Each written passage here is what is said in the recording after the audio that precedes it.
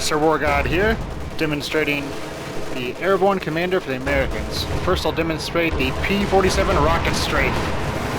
I caught it on this tank right here, and these P-47s are going to keep coming around and coming around and coming around for up to a full minute, I believe. You can see them flying off in the distance there. But they come back, and they will attack any tanks in the area, and they also give you recon as a side bonus here as they fly around. Very handy feature of the P-47 rocket strafe.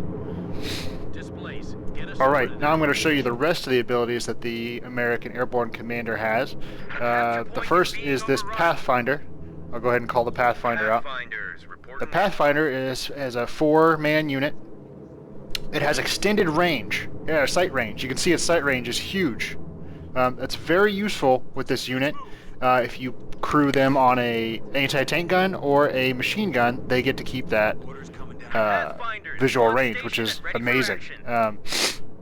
So this unit works great for recon, works great for giving you sight for tanks or long-range artillery or strikes, whatever you want to do. This is a great vision unit. On top of that, they also have, they're also decent long-range fighters. Medium and short range, they'll get owned, so you want to get them out of there.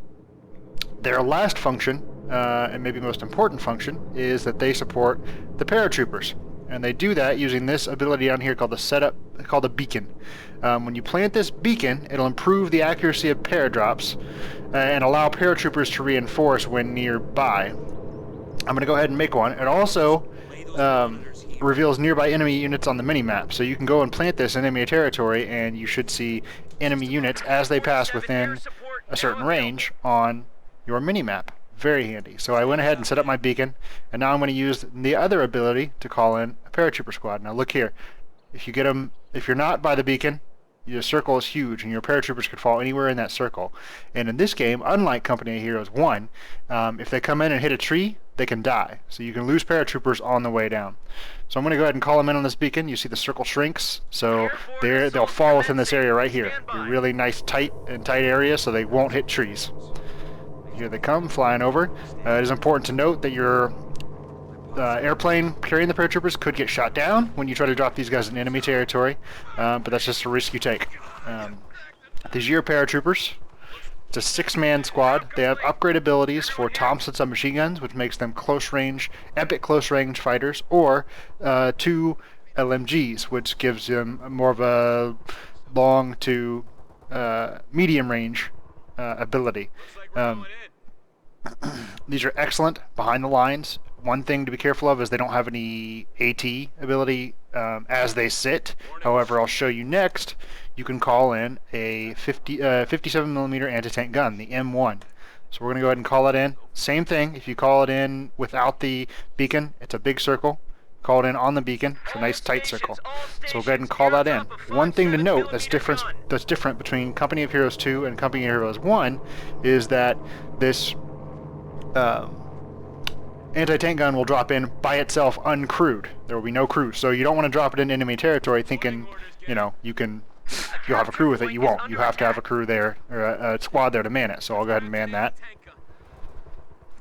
And that's how you can supply your paratroopers behind enemy lines, or you can supply your front lines with anti-tank guns. The last ability that we'll talk about is the Paradrop 50 cal M2 HB heavy machine gun. Same thing as the anti-tank gun, you just get the gun. There's no crew. So we'll go ahead and drop in on this beacon. And this is how you can supply your frontline units or behind the enemy line units with machine guns. If you have a significant amount of resources, you could put quite an army behind enemy lines pretty quickly. And here we go, we crew the machine gun, and here's a machine gun. That does it for this quick overview of the American Airborne Company. I hope you enjoyed, I hope you learned something. Please like my videos and subscribe to my channel. There will be more. Thanks. Bye-bye.